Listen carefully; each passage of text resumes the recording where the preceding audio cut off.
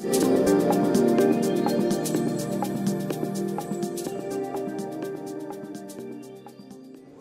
afternoon, Julian. Thank you for joining us. Hi, thank you. Now, you recently came off stage from quite an excellent presentation. Perhaps you could tell us a little bit more about what went on. Oh, okay. What I've been doing is a study looking at supply chain organisations in the process industries, and we've been trying to compare and contrast chemical industry, pharma industry and consumer goods, see if there's any learning transferable across the sectors, and also how those organisations are changing and adapting for the future against the challenges that each company is facing. So, looking particularly maybe at, say, the pharma and the chemical, which I know obviously have a lot of relations, what are the key differences? I think if you look at the chemical industry at the moment, they're still very much driven by cost reduction. They've had business unit structures, so they've been trying to align around product families and technologies.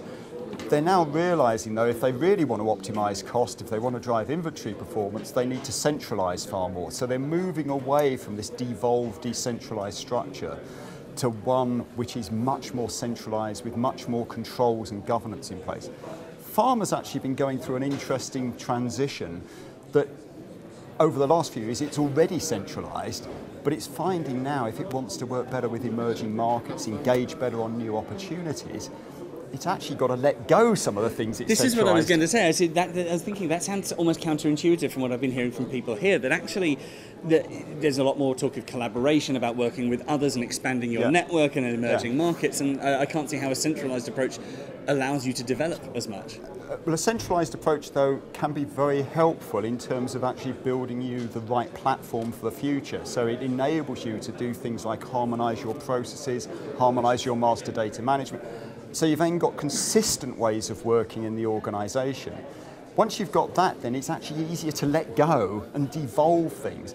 The trouble is that if you actually move to one of these network ways of working that you might describe as more entrepreneurial and fits with that culture, basically they can break down into anarchy if you're not careful. Of course, because no one has one overarching stamp on it. There's no real specific direction and leadership, I suppose. If you get it right, and this is the big challenge and why there's a number of critical success factors of putting this interdependent network in place, you need to have good process governance. You need really good people and good leadership, though, to make it happen. So there's some prerequisites you've got to put in place.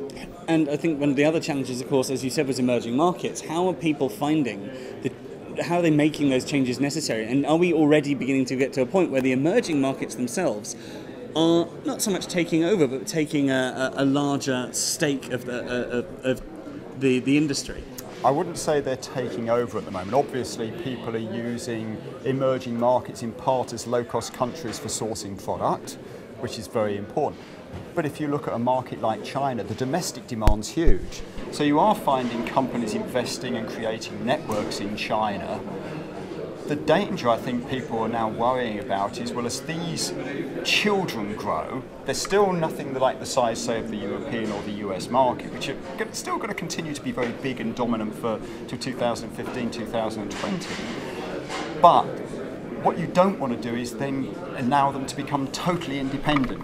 You actually want them to maintain part of the family, so you can actually try and optimise the whole network rather than actually just say, well, it's great being entrepreneurial to drive China sales, but actually then you'll again lose out that you'll get rise of local cost base, you'll lose inventory control. So it's a case of how do you blend these approaches? That's the real challenge. And so what have been some of maybe the top key results that have come out of the study then? I think, well, again, the study was quite broad and wide-ranging. I think the key thing we found is actually ways of describing the organisation and the kind of change journey that companies need to go through in terms of the capabilities they need to put in place and the situational leadership and organisation that they need. So if you're actually a young entrepreneurial organisation, actually certain models work and fit. But actually, if you're a mature organisation, you need a different approach. You need to drive in different ways. And what we've created are a number of models which actually help people understand that and then understand the change journey. And then obviously, trying to work out, well, what do they need to do, what are the capabilities which we could help them install. So, taking this study, obviously it sounds fascinating. If people did want to find out more, if they want to see the results, what's happening next? Okay, we're publishing the report in the next 2 months' time. The priority at the moment is to feed back to the stakeholders and the people who contributed to the report. Yes, and this is what I wanted to get into. So we're going to be doing that feedback back in late June. But then the study will become publicly available. Fantastic. We'll publish it, and obviously then happy to talk to people about it. Brilliant. Well, if they want to keep tabs on that and keep an eye out for when that's being launched, it's going to come in late June. So. Fantastic. And where will that be, or will it be Well, we're going to hold a launch event in Frankfurt where we're going to do a big feedback session, and then, as I say, we'll actually have a published report which we can send to people if they're interested. And if they want to register their interest, is there a URL, an email address? The best contact is either to contact me at Warwick University or to contact Camelot, who are the sponsors and really help drive this organisation and study. Fantastic. Well, thank you very much for taking the time to tell us about it. I'm looking forward very much to seeing those results as and when they're available. Right. Well, I hope people really appreciate and value the output. So thanks. Thank you.